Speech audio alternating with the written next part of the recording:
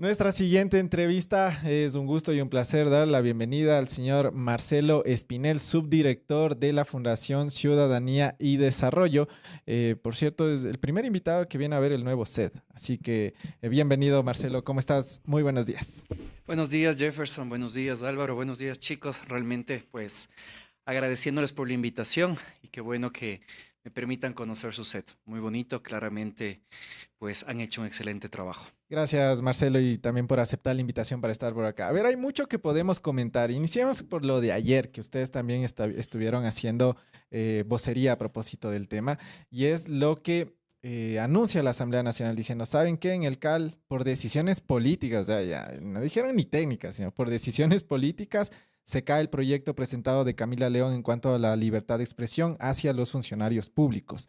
En ese sentido, la asambleísta desde Panamá dice, no descarto presentar nuevamente otro proyecto de ley. Hay que preocuparnos por esto, Marcelo. A ver, yo creo que claramente el asambleísta no va a aceptar una derrota política, Ujú. porque es eso, el que el Consejo de Administración Legislativa le haya negado el proyecto de ley, ella lo ve como una derrota política, lamentablemente, cuando debería verse como el hecho de que presentó un proyecto de ley que atenta contra estándares internacionales de libertad de expresión. Ujú. La Convención Americana de Derechos Humanos, todo el sistema interamericano de derechos humanos es muy claro. La libertad de expresión, si es que en algún momento entra en controversia, no puede ser sometida a leyes penales, sino a leyes civiles. Ujú. Es decir, un juez civil es el que tiene que determinar si hubo una afectación o no, probablemente a la dignidad o a la honra de un individuo. Ujú. El tratar de reforzar un tipo penal simplemente es irse en contra de todo lo que se ha desarrollado en materia de libertad de expresión a nivel global. En ese sentido, por ejemplo, una de las posturas distintas que se tenía sobre esto es, por ejemplo, la columna que saca el doctor Felipe Rodríguez, que él argumentaba diciendo, le están malentendiendo a Camila. Ella lo que sí quiere es guardar la libertad de expresión y decía lo siguiente, lo que quiere decir es que las personalidades públicas tienen algo que podríamos llamar honor atenuado, lo que significa que al aceptar ser famosillos, sobre todo los que viven de un salario público, aceptan estar bajo un riguroso escrutinio público. Ello obliga al funcionario público, así nos dice la Corte Interamericana de Derechos Humanos, a ser más tolerantes con la crítica. Caso contrario, se vulnera la libertad de información y de expresión. Estábamos leyendo mal a Camila León. Yo creo que no, por el contrario, precisamente por este honor atenuado, Ujú.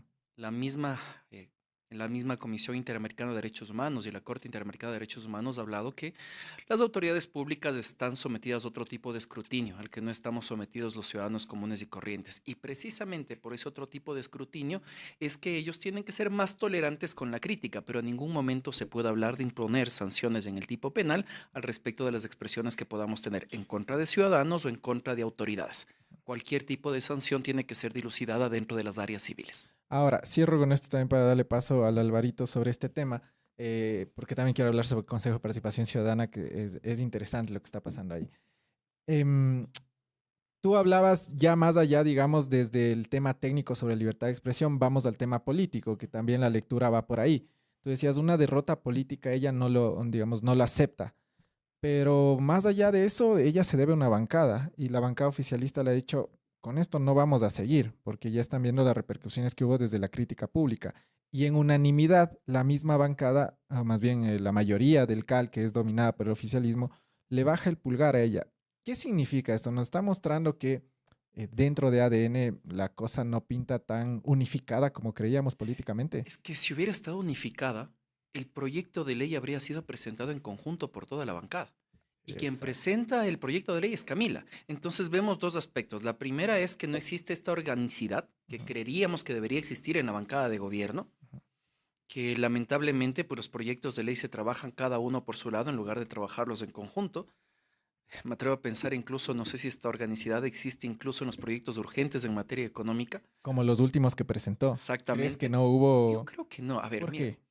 Ustedes deben recordar estos mecanismos de coordinación que también fueron criticados en su momento, por ejemplo, durante la época de Rafael Correa, que existía precisamente esta mesa, por decirlo así, en la cual estaban representantes del legislativo, el ejecutivo, incluso la función judicial, porque para ellos no había independencia de poderes, pero entre todas las funciones del Estado y distintos representantes se construían los proyectos de ley, se presentaban en la Asamblea y existía consenso. Yo no creo en la actualidad que exista una especie de co-creación del proyecto urgente en materia económica entre los representantes del legislativo y los representantes del ejecutivo. Es el ejecutivo trabajando el proyecto de ley y los asambleístas diciendo aprobamos. Yo creo que es responsable con una democracia, incluso tendiente a favorecer y fortalecer al partido político el hecho de que existan estos espacios de encuentro. Ujú. Creo que no hay, podría equivocarme, y eso también se evidencia en el hecho de que los proyectos de ley que presentan los asambleístas de gobierno, en muy pocas ocasiones, han sido enarbolados por todo el bloque. Recordemos, por ejemplo, los proyectos de Diana Jacon. Claro, y Diana salían Jacome en presenta conjunto. por su... Claro, totalmente. Presenta en conjunto con otros legisladores, a diferencia de lo que pasó con Camila. Hola Marcelo, ¿qué tal? ¿Cómo estás? Qué Qué gusto, gusto Álvaro. tenerte por acá. Yo quisiera consultarte algo que a mí me preocupa estando en el día a día en la asamblea, que realmente me tiene con la cabeza explotando, y es en este proyecto que presenta Camila León, si no me equivoco, ustedes que también lo revisaron, tiene un artículo, ¿cierto? ¿Qué hacemos con proyectos que tienen un Un artículo. artículo? O sea, Claro, tenemos, la Asamblea dice que tiene claro. una carga de trabajo enorme, una carga Enorme. legislativa enorme y que no se puede dar un tratamiento oportuno a las cosas que realmente nos importan a los ecuatorianos. Marcelo, ¿qué hacemos con proyectos como este que te reforman un artículo cuando podía haberse aglutinado, conversar con otras bancadas tal vez Ujú. para presentar una, no sé, una reforma a la ley, al Código Integral Penal por el tema de calumnias o presentar una propuesta de ley de comunicación que sea mucho más viva y vigorosa? Coincido plenamente contigo, no existe un proceso de legislación responsable, Álvaro. Y esto no solo es en este periodo legislativo, lamentablemente siempre sucede de esta forma. Te voy a traer un ejemplo que viene a mi memoria. Si no me equivoco, era el periodo legislativo 2009-2013 o 2013-2017, uno de esos dos. Uno de los asambleístas que más proyectos de ley había presentado era Andrés Páez. Ya.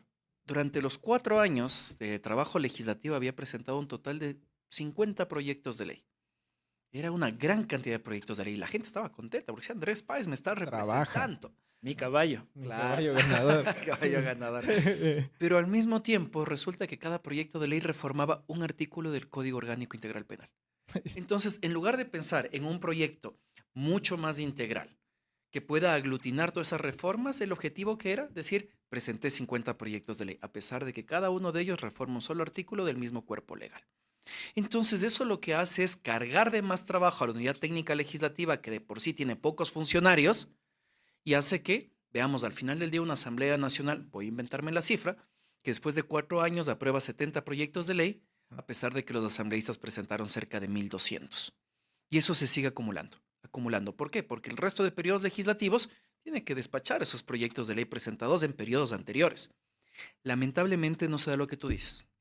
El hecho de que una bancada diga, busquemos un tema que haya estado en nuestra agenda Claro. política, lo que le ofrecimos a los ciudadanos, trabajemos en conjunto un proyecto de ley, busquemos que otras bancadas también hagan sus aportes para avanzar en una legislación responsable y eficiente.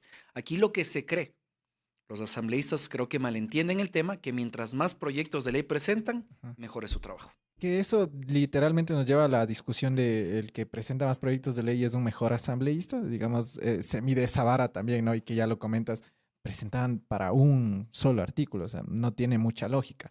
Ahora, pasando a otro tema en honor al tiempo, Marcelo, lo que está sucediendo en el Consejo de Participación Ciudadana también debería llamar la atención, ¿no? La elección del próximo fiscal o la próxima fiscal general del Estado y un concurso que pues ya el de judicatura ya fue cuestionado. O sea, era evidente las alertas que existieron y los asambleístas recién se enteraron ya cuando Godoy estaba electo.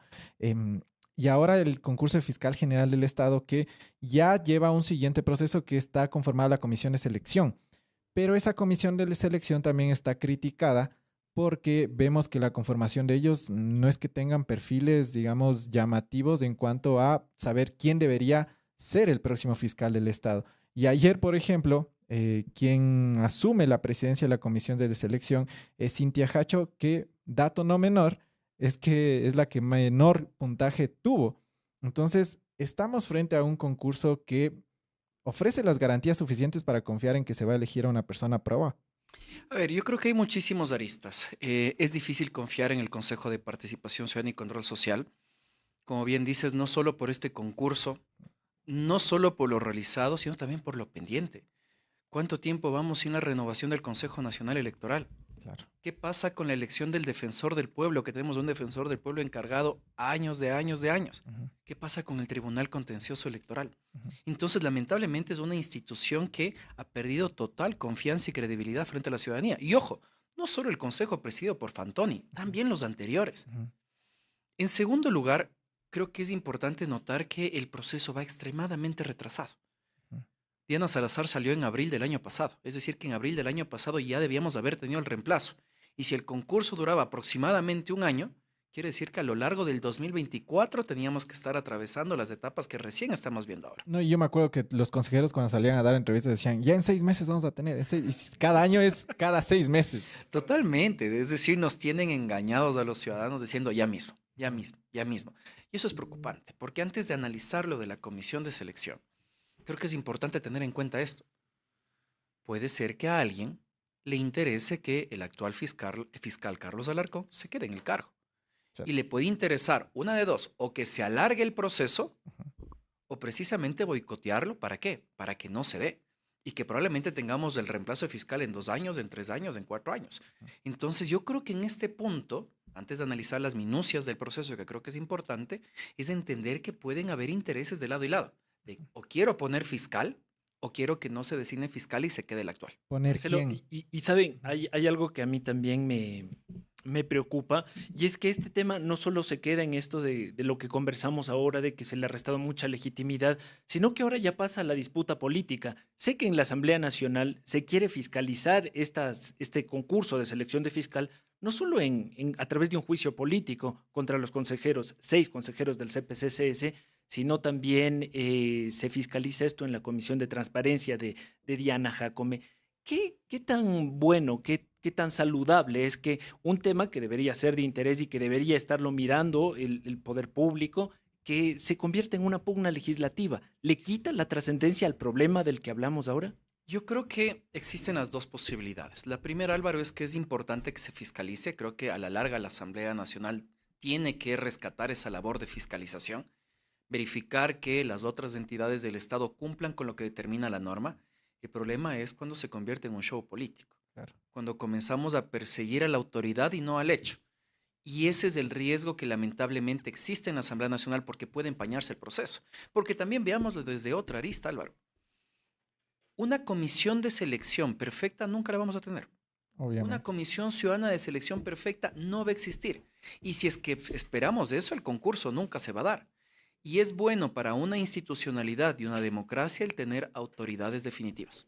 No podemos vivir de encargo en encargo. Entonces yo creo que en este punto han existido errores en el proceso. Por ejemplo, ¿qué errores? A ver, mira, nosotros hicimos un análisis como Comisión Cívica de Seguimiento al Concurso. Y aquí quisiera explicarles brevemente en qué consiste esto.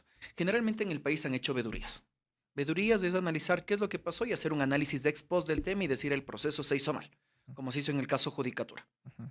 En este caso, la Comisión Cívica de Seguimiento decidió aglutinar universidades, al mismo tiempo a gremios, a la Unión Nacional de Periodistas y al Colegio de Abogados de Pichincha, así como también a 2 organizaciones de la sociedad civil, al Observatorio de Derechos y Justicia, presidido por Lolo Miño, y a la Fundación Ciudadanía y Desarrollo. Y estamos haciendo un concurso paralelo.